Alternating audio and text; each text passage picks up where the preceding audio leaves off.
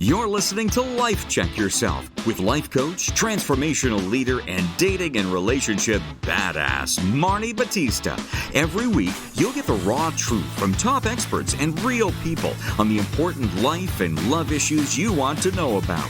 So if you're ready to life check yourself in your relationships, your career, and the areas of your life that matter most to you, and you're not afraid to be called out on your stuff, then you're ready for what's next. Life Check Yourself with Terri Cole. How to set boundaries and get your needs met at work, with loved ones, and with men.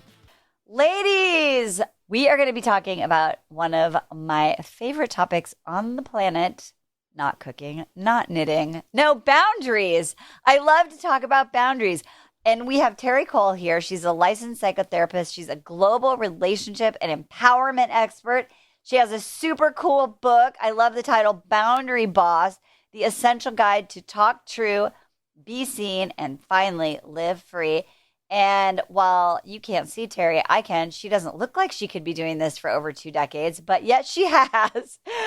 She's been working with a really diverse group of clients that includes, stay-at-home moms to celebrities to Fortune 500 CEOs. And we love her because she does that thing that we love on the show, which is making super complex psychological concepts accessible, not too woo-woo, but actionable so that you guys can actually implement and create some change in your life. She's got a blog, she's got social media courses, she's got a podcast, The Terri Cole Show. You got to see it. We'll have show notes. And just so you know, she's going to have a little something for you at the end. Let's get started. Why is this my favorite topic? I feel like it's the thing that people suck at the most in all sorts of ways. And it was interesting. I was thinking about our talk over the weekend. I got the opportunity to speak at my daughter's sorority to like 50 young women. And you know what their questions were about, Terri? They couldn't set boundaries. They cannot set damn boundaries. Or if they set them, they don't follow through, which is a whole other piece of this. So let's just start right at the beginning. Like how, and I know that you have sort of different ways of thinking about this, but like at the basic, how do you define like setting a boundary or a healthy boundary? Well, establishing what boundaries are, the easiest way to think about them as they're your own personal rules of engagement. So they're guidelines that you set in order to let other people know what's okay and what's not okay with you. And they're specifically made up of your preferences, your desires, your limits, and your deal breakers. So really, it's just telling the truth about how you feel, what you do and don't want. And that really liberates you to live a more authentic life when you can do that. So it's not just knowing your preferences, desires, limits, and deal breakers. It's being able to communicate them with clarity. And I think what you said, I really want to highlight because there are 2 pieces of it. One is knowing and one is expressing. And I think for some of you all, you just need to be responsible for the fact that you don't even know what you want and what you don't want, let alone say it. Why do you think that from a very young age, we struggle with this? And do you think it's that because we don't know, we don't set them? Is it like, does that come first? Or is it that we just don't want to set them so we don't think about what we want? Like, how does that work? Well, let's go all the way back to home training. Okay. I mean, how many people listening were raised to be a good girl? Everybody. Yeah. We wanted people. I mean, in my family, it was very important that people perceived me as being nice and generous. And it was a very, if you could help others, you should type of a thing. So most of us were raised and praised for being self-abandoning codependents, which would mean you have disordered boundaries. You say yes when you want to say no, to be nice. So if this is you, if you're listening, like, oh my God, yes. That's not just you. It's like, this is a language, right? The language of boundaries is literally just like a foreign language. And you wouldn't feel bad about yourself if you couldn't just instantly speak French. You'd be like, oh, I need to learn. I need a great teacher. I need to spend some time learning. this is the same exact thing, which is why I wrote the book as this step-by-step guide where this is not something you should already know. Because just like French, how would you already know it if nobody taught you? And it's the opposite. Marnie, it's not just that nobody taught us, it's that we got corrupted data because they're like the nicer you are, the more self-sacrificing you are, the more giving you are, the better you are. And that really creates a twisted sense of self and sense of value and worth, because it's like, if I'm not adding value to your life, then am I not worthy? So it's complicated. So, it's so complicated. Yeah. And I was just thinking while you were talking about that, when I was younger, and I don't even really know if I had an attempt to set boundaries, but whenever I did something that I felt like was something that was right for me, I was accused of being selfish. Right? So I was like, wait, but this is what I want to do. And I was told, like, you're so selfish, blah, blah, blah. And then I felt like shit about it. And what's interesting is my overcorrection is and will always still be over delivering, over serving, right? Yep. But think about it, with over giving, over functioning, because we so don't want to be accused of being selfish, right? If you were raised as a woman, from a more heteronormative, let's say, point of view, if this is the highest virtue, being nice and being generous, it's like the overcorrection makes total sense. Where like, I'm going to be so above, that was my thing in my 20s for sure. I'm going to be so above reproach that I'll never be the one being accused of something. Like, I will over deliver to like a ridiculous degree, like you're saying. But what ends up happening with over giving, over delivering, over functioning is that we become bitter. We become burnt out. The truth is that there's only so long. I'm not talking about business, because I feel like that's the one area of my life, writing a book, doing all these things, that I think it's fine to deliver at my highest ability, so to speak. I'm more talking about in interpersonal relationships where we're doing things for others that they can and should be doing for themselves. I love this. You know what also is true is, and I love that you said, in the confines of this heteronormative way of being raised, also there's being a good girl, being polite. I mean, I think that so many of us are still carrying around like what our grandma said, what our mom taught us, right? Like my dad always said, blah, blah, blah, blah. So when you think about like today, in our changing context, what is an appropriate definition or differentiation between, boundaries? What is healthy selfishness? What is selfishness? Like, how do you know now? Like, is she being a bitch or is she taking care of herself? Right. Well, part of it is when the communication piece, why I have the subtitle, The Essential Guide to Talk True, Be Seen, and Finally Live Free. The effective communication piece, which is a big part of the book, How to Do It, is so crucial, because here's the thing. A friend of mine said to me the other day, this was actually not the other day, before COVID, when she was up here visiting me, and we were coming back from the gym together, and she said, I hope you're not mad at me because I held us up before. I looked at her and I was like, oh, you'll never have to guess or wonder if I have a problem with you. I do not. I wasn't in a rush, no problem. But when you know how to talk true, the people in your life can trust you, because I'm not going to be harboring some crap that I need to say to my friend without saying it now that I'm a boundary boss. Of course, in my 20s, I would have done all kinds of passive aggressive shit to express my displeasure. Right. I would take a long time to get back to them. I would say it's fine, but not seem like it was fine. Listen, we could go on and on and on about passive aggressive expression of displeasure, because it has to come out. So if you're wondering, if something happens and you're wondering, if this person, it's not about whether she's being a bitch or just taking care of herself. It's now I ask you to get back on your own side of the street and go, why am I reacting this way? I see what's happening. She said that she would do this thing for me or with me. And now she's decided that Sunday is going to be self-care day instead. I'm still disappointed that she ditched our plans for self-care, even if I can accept it. Oh, so what do I need to do? I need to share that with my friend. Hey, I can get it.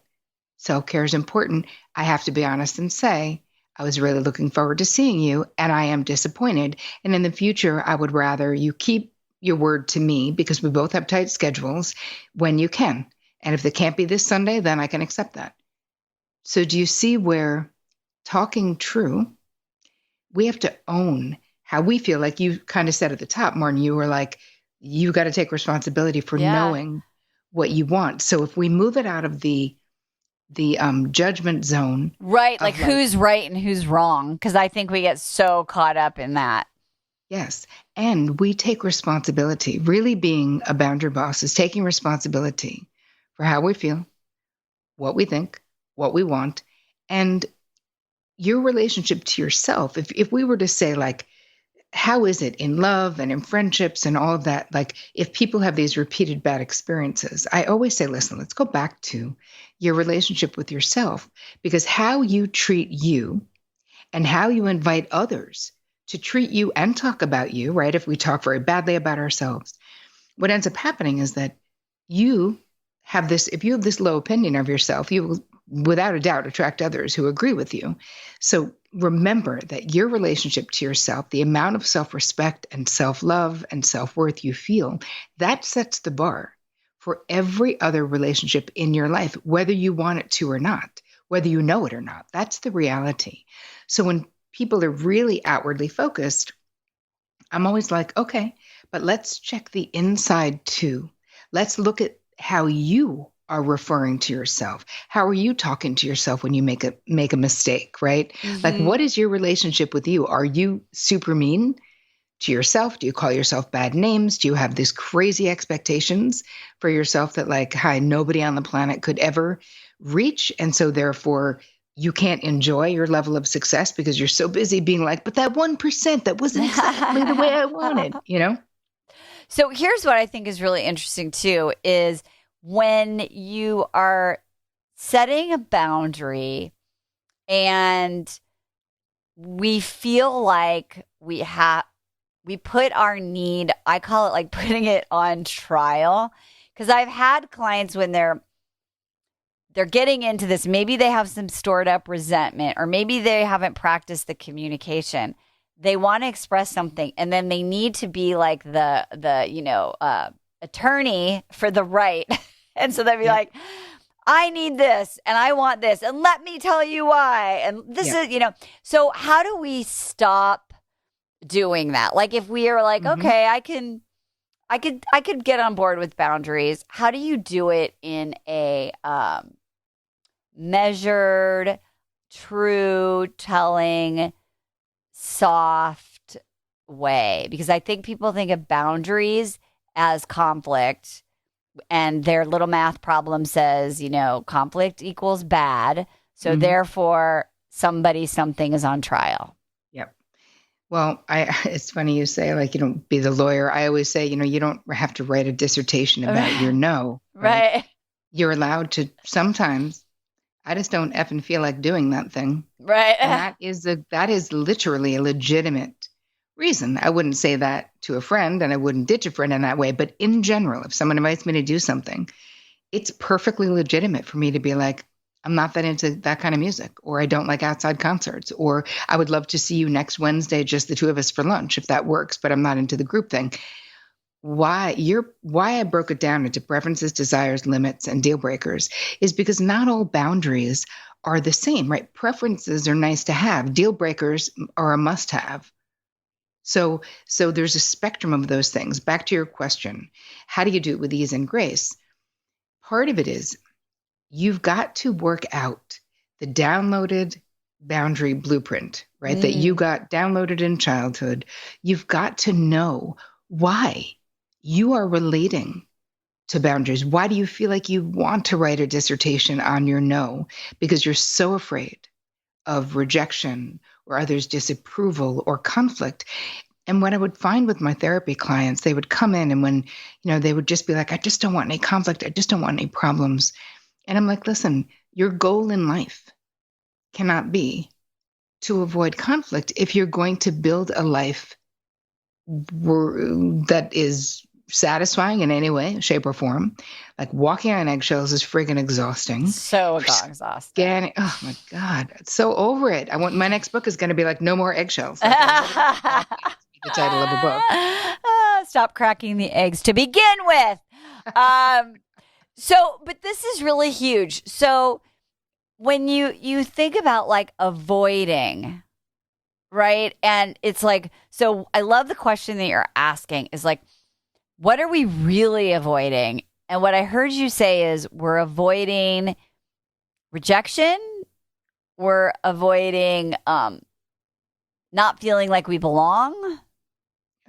And so if we're living our life constantly avoiding conflict, what ends up happening to the boundary blueprint that we came in with? Like, my guess is it's getting more set, or do we like become, as it gets worse, do we become incapable of setting boundaries? Like, what's the trajectory? And what is there any point where you're like, it's too late?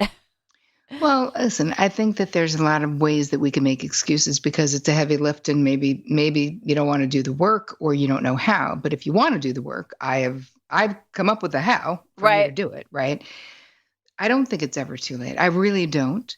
What ends up happening, though, is that slowly but surely, even if you said you wouldn't, you will become a martyr. You will be the bean counter. You will be making people feel guilty. You will think in your mind, after all I've done for you, because there's so much.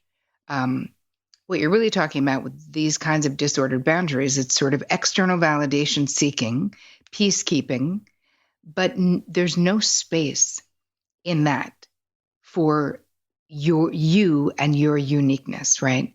So if you don't tell people how you feel, right? When you say yes, when you really want to say no, when you do things that make you feel resentful because others want you to, what you're really doing is you're giving corrupted data to the people in your life, and they don't authentically know you. They really don't. And how can anyone ultimately authentically love you if you never allow them to authentically know you, or you don't authentically know yourself? This is the episode that people need to rewind and listen to like 20 times because you have all these little nuggets embedded, encoded inside of each answer you give. I really love it. So let's talk about the basics of the how. And if you think about what needs to come first, I know you said, you have to treat yourself where you have to value yourself. So what's next? If you're like, I'm worth it, I'm going to try this boundary thing. I'm going to be a boundary boss. How about just a boundary boss in training? I love it. A BBIT. I like it. And it rhymes.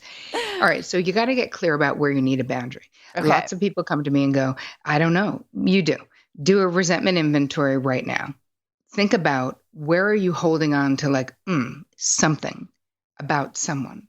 That usually means a boundary has been crossed and the other person might not even know it, especially if you haven't said it because they can't read your mind, or a need of yours is going unmet.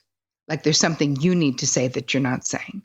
So that's the intellectual way, right? You do a quick resentment inventory. You also know when a boundary has been crossed because the wisdom of your body is undeniable. Whether you freeze in the moment and can't do anything about it, trust me, when that person says that thing that you think is bitchy or mean or judgmental, or the person who never stops asking you for crap, asks you for something again, you have a constriction in your chest, maybe in your throat. You feel maybe a flash of heat in your face, like your body is like, Not cool. This is not Yeah, cool. Something exactly. is happening. Warning, alert, alert. Exactly. So now you've established where you need one. You go, okay. So I'm really pissed that my sister used the key to my apartment to come in and borrow something of mine that then I looked for 2 weeks. She didn't even tell me she came and took it. So I have to say something to her. First, we want to be dramatic and be like, I'm going to get her out of my phone. I'm not talking to her anymore. Or I'm going to take the keys back. Here's the thing. People fall into categories: boundary first timers, repeat offenders, and boundary destroyers, right? Boundary bullies and boundary destroyers. So we can't treat them all the same. If you've never said anything to your sister about not using your key without letting you know, without asking if she can borrow something, then the reality is she's still a first timer. Even if you think she's entitled and even if you think she's a boundary bully, the truth is, if you have not spoken up, you're wrong. She is a boundary first timer. So in that scenario, you then have to have a conversation. Here's the things you're not going to do.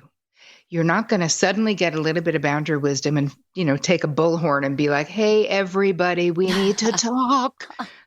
We're not doing that because nobody wants to talk to us when we say we need to talk. Have you ever once been like, can't wait to have that conversation? Yeah, no, I don't. I don't like it. At all. Please don't do it. We don't want to put people on the defensive. So part of it is getting clear. You're going to make a simple request. This is how you're going to think about it in your mind. You're not having a confrontation.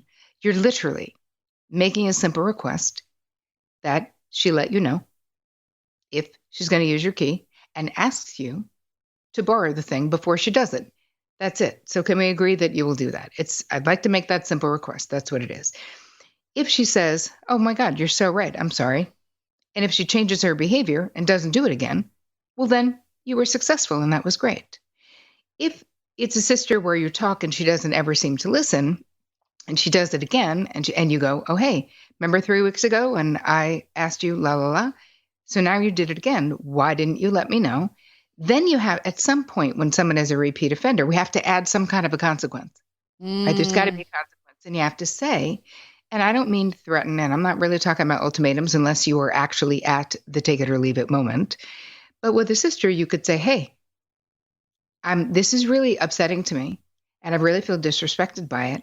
And if it happens again, I'm taking back my key.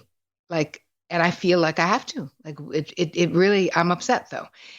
But you're letting her know, and I don't want to take back my key because I let each other's keys, and it makes life easier. So please remember the next time to ask me.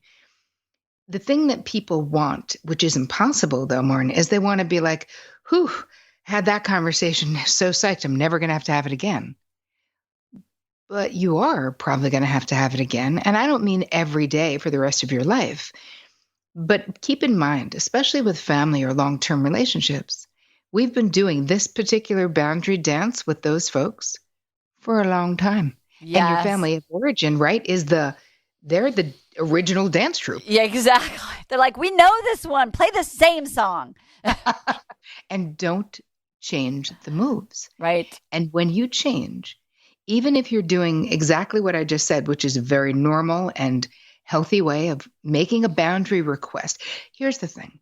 Most of what we're doing are making boundary requests rather than when we say it's like establishing a boundary in relationships where it's a good relationship, we are making boundary requests. Listen, my husband cannot understand why I want something done a particular way or him to relate to me a particular way.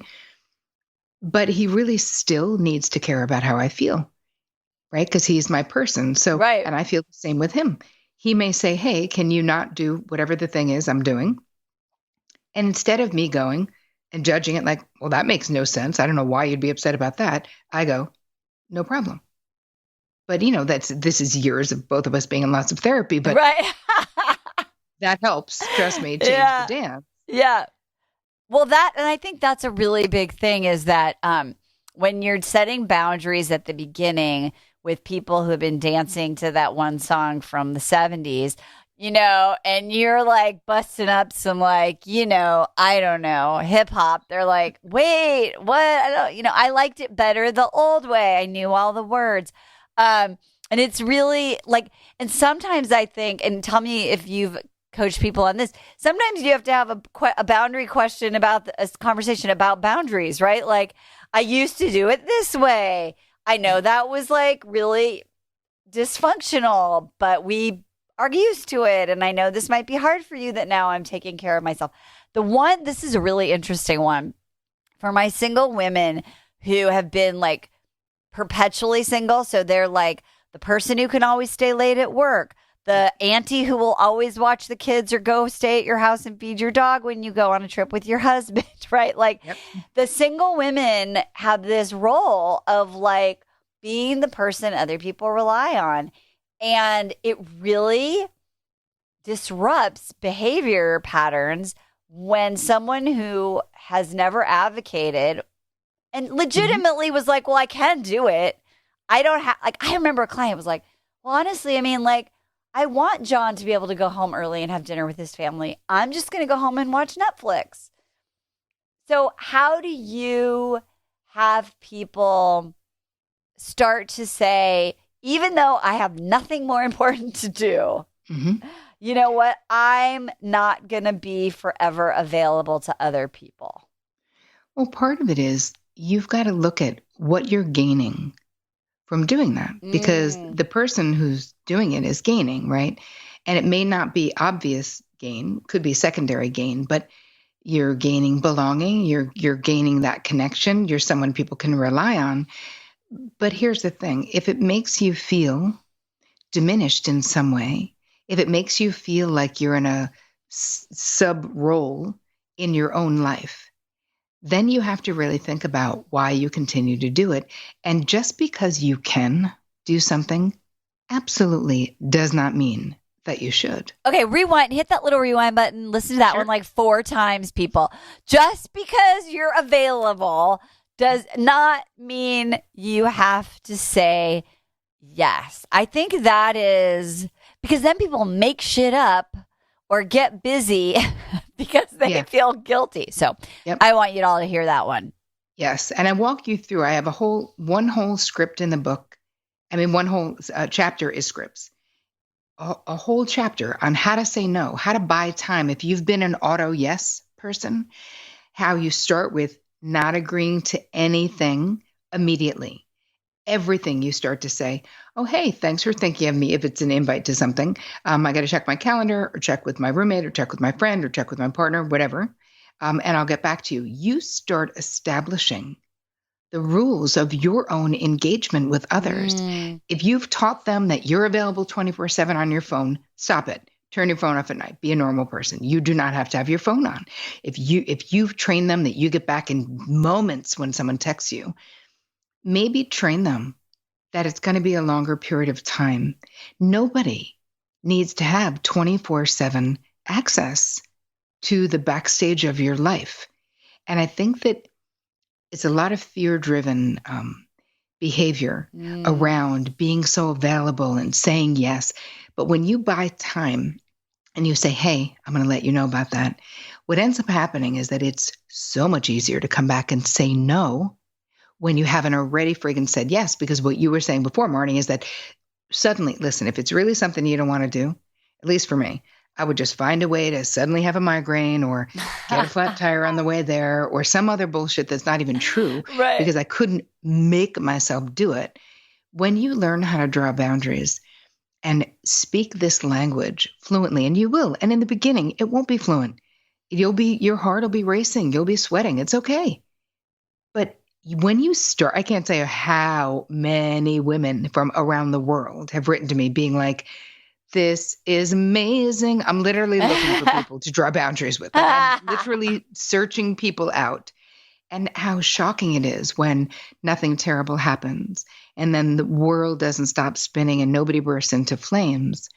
You realize so much of the time when you tell someone the truth, like, hey, that hurt my feelings or I was upset about that, the person goes, oh my God, thank you so much for telling me. So that won't be all the people, but that will be some of the people. And being able to have honest conversations, even if they're not ones you would normally have, will change your life because you being seen accurately, known authentically, you're so worth knowing. Your unique self is so incredibly worth knowing. And it's to keep the peace for your whole friggin' life for what? In the end of life, you're not going to wish that you placated Bob from accounting more. Trust me. Right. Totally. And what's cool about what you just said is what you're doing is you're creating peace externally at the cost of internal peace. Absolutely. Right. And so what I love about boundaries and what you're saying is it's the expression of yourself. Right. And then people really do get to know you. And then you do create internal peace. And what's really interesting too is, once in my experience of doing this, the story that, well, if I say no, people will stop inviting me. Okay. Well, if your friend understands the why behind your repeated no, right? Like we have very dear friends and they like to have a rip roaring good time. And my husband and I, we don't drink and it's just not our jam, right? And so we always say no. And there's so many like, oh God, they're going to think and so it's like, hey, like, let's do this, but not that. And like, oh, I get it now. Yep. Right. And so it's about having that communication. The other thing I wanted to ask you, because we have to talk specifically about some dating experiences that people have, because I'm sure you have a lot of great scripts for that. When somebody is, I'm going to just give a couple of my top ones, and then maybe you can give me a couple of your top ones. But Sure. This is, guy is texting me, but not ever asking me out. We're just having this like ongoing conversation, and he won't ask me out. What's the boundary? How do we set that up for ourselves? Well, part of it is just your preference is to not be in like perpetually in what would you call it? Pen pal zone. Like, who the hell needs that? You're like, dude, I'm busy. Right. So part of it is value your time. Yep. And listen, I don't know. I've been married for 24, I've been with my husband almost 25 years. But I feel like I don't know that you got to wait for him to ask you out. And well, that's true for sure. That's for sure. Why not just say, hey, as much as I enjoy getting to know you, I'd love to actually meet in real life to see if we're any kind of a good fit or to whatever. Yep. Like, see if we're a good fit. And all this texting is, giving me a pain in my thumb, or you don't even have to give a reason. You can say, it's been great getting to know you. Let's get something on the calendar. Here's the deal. I agree. By the way, y'all can't see me, but I'm nodding my head emphatically at Terri. I'm like, uh-huh. And by the way, like, I just really have to say, when you said, like, you can ask them out, like, I think for a lot of you, like, oh my God, that's a good, but we're in people, alert, we're in a different time. So just saying, like, hey, let's meet, let's video chat, let's anything, right? Then this. It's not like you're saying, would you like to, can I take you to dinner at, the blah, blah, blah, blah, blah. You're just saying, like, can we take this to the next level? So I just really want to underscore that when you say, I'm going to ask you out. It doesn't have to be like on a proper date. It's just to get it to the next level. And women, you can do that. You can do that. Okay. Yep. Agreed. That was my public service announcement. Go back. Go ahead. I love it. But I also think that let's talk about setting boundaries in the dating world early and often. Okay. Because yes. This is going to give you so much relevant information about the other person. So if someone says to you, perfect example, person says, I'll call you Friday. Are you free Friday night? Let's do something. You've already started dating. And then they don't call Friday, but they text you Friday night and are like, what's up? How was your day? Right. So you have a choice to either collude with their fake reality and be like, oh, okay, fine. Or you got to say something like, thought you were getting in touch with me. So there's a way that you can say it. If they're like, what are you doing? Oh, about to hop in the tub, reading a good book. And you could say something like, when I didn't hear from you, I just figured you had a flaky moment. I hope you had a great day. Like, you can mention it, because here's the thing. Yes. Who the hell has time? Who has time? And my feeling is it's very rare for me personally, even when I was dating in New York City, if someone was like, I'll call you at 3:00. I mean, we didn't have cell phones then. Right. So you literally are talking about calling someone on a freaking payphone or at their home. Right. I would immediately, the first thing I would say to them, even if I wouldn't call them, because it's not like it is now where the phones are so available. When they did call, I would say, what happened to you Friday at 3? I thought you were calling, unless I got it wrong. Because here's the thing. What I expect, I'm someone who keeps my word. I expect you to be someone who keeps your word. You don't need to say you'll call me Friday at 3, but you did. So either come back and say you're not, or you can't talk, or whatever it is. And you can do these small things of pushing back a little bit and seeing how the person reacts. So if you expecting someone to keep their word is going to mean that you're demanding and you're bitchy and you're whatever, then that's not your person. That's so not your person. I saw Right. a little coin purse. I kind of wish I would have bought it, to be honest. But it said, what? And then in parentheses in italics, the actual. And then it was like, fuck. Oh my God, I want that. I know. I was like, what the actual fuck? And that's it.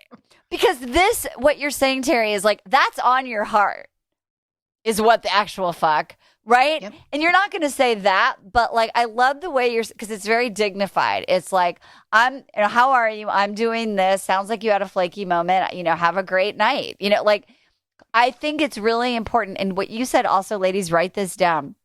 If you want to collude, what did you say? Collude to their altered reality? Right. If you want to collude with their false reality that they're creating, then you don't say anything. Yeah. And don't fucking do that. Yeah. Please don't. Please don't.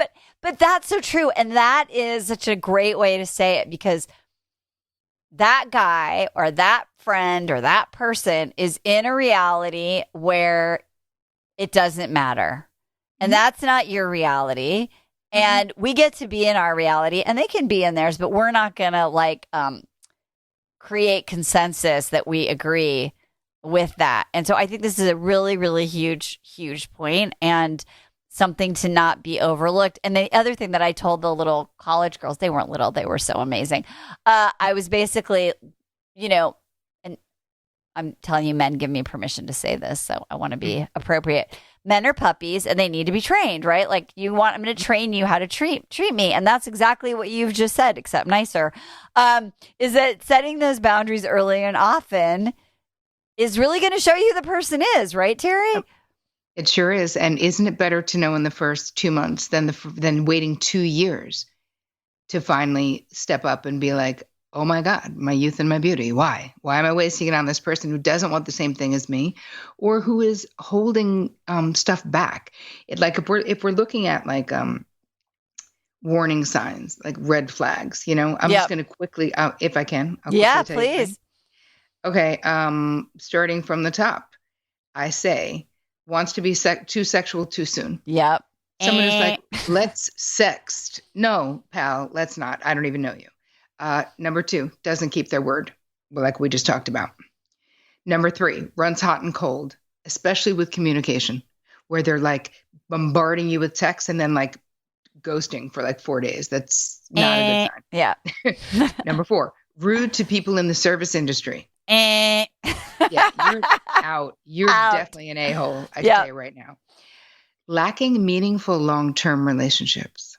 So you look in their life and you go, they don't really have any friends that they've had for a long time. It's like, this is an indication of attachment issues, according to me. Number 6, blames others. Yeah. Like, it's talking about, bad, shit talking their ex, everyone else's problem. It's everyone else, Number 7, bad listeners. Do they remember what you say? Are they just a wait to talker? So they're just waiting for that hole in the conversation to bring it back to them. Well, that's what the rest of your life is going to look like. I mean, I don't judge on the first date because you could be nervous. Yeah. But if they continue to show up as a crappy listener, there's that. And then the last one in my dating red flags is being overly secretive. Yeah. Yeah. I don't like that either. Do you think this is really, we're like going on a segue, but I think it's an interesting topic. What do you think about secretive vis-a-vis, like, you can't look at my phone? What's the boundary around looking at someone's phone when you're, I don't know, whether it's a parent, a kid, someone you're dating? Well, listen, if the kid is a minor kid, too bad. Yeah, exactly. So yeah. That's me, because if you're ordering heroin online, I need to know exactly. Relationship-wise, if it's not a thing, right, it depends on if it's a thing. Like Right. With my husband and I, we both know how to get into each other's phone because it's not a thing. Right. I feel like with younger people, it becomes a thing. And especially if someone has had a history of infidelity, Right. either they've been cheated on or they've cheated, I would absolutely feel be suspect if my husband were like, I'd rather you not go on my phone. Now, listen, other people, I'm not saying what's right, brothers. I don't know. I would definitely be like, fucking why? Like, right. why? What is there to hide? You can look in my phone. But neither, I mean, listen, we're like old people. Like, neither one of us would. Like, really? We live on a farm in the middle of nowhere. Who's stepping out? Nobody. We're not going to leave the house. But I think that someone can have a right to privacy. Like what you're really talking about, the Marn, is about emotional and psychological privacy, if that's what it is. Right. Because if in your phone is like where you write notes or you might have an online journal, there might be reasons. But I feel like when someone is really adamant about it, either they've had a bad experience in the past. I always say to my clients, don't, if they're like, I really feel like snooping, I think something's going on. I'm like, I don't know. I just feel like that's bad. Even if you found the thing, like, find a better way of doing it than just ask them, like, bring it out into the light. Now you're being secretive too. You're going to get, while they're in the shower, you're going to look at their phone. Can't tell you though how many people. And I've also never been in that situation myself, so I don't know. But it seems so sketchy. I think a certain amount of transparency is normal. I think if Vic was like, can I have your phone? Because I feel like going through it. That would be like, weird. That's weird. Why? What are you looking for? Just ask me. Yeah, no, I do. The reason I bring it up is I do hear it a lot. When my husband at one point was like, don't look at my phone, I was like, what the fuck? Because it's not a thing. What the actual fuck? And it turns out, so I was like, well, explain to me why. And it was because he had a super inappropriate conversation on text with one of his dude friends that he was a little embarrassed about. Okay. Right? And I was like, I thought it was actually funny because I just think boys are funny even when they're middle-aged men. And I was like, go you.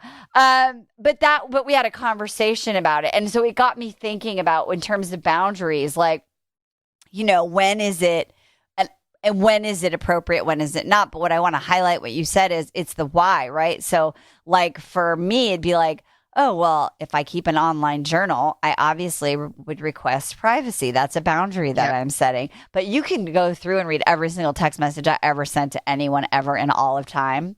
Yep. Because if I said, like, Jeremy's so annoying, that's not a secret. I told you first.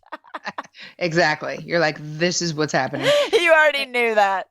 I also think that you can share with your person, Yes. Hey, I've had some bad experiences. Yes. So I don't need to sift through, but if there's like a no touching your phone policy, it really triggers my insecurity from past painful experiences that I'm working on. I love it. I love this conversation. We went right down into the rabbit hole, but we also talked like we were 60,000 feet flying over the beautiful scenery of your farm, wherever you live. This has been amazing, Terri. Thank you so much. Okay, so I told them you have a little something.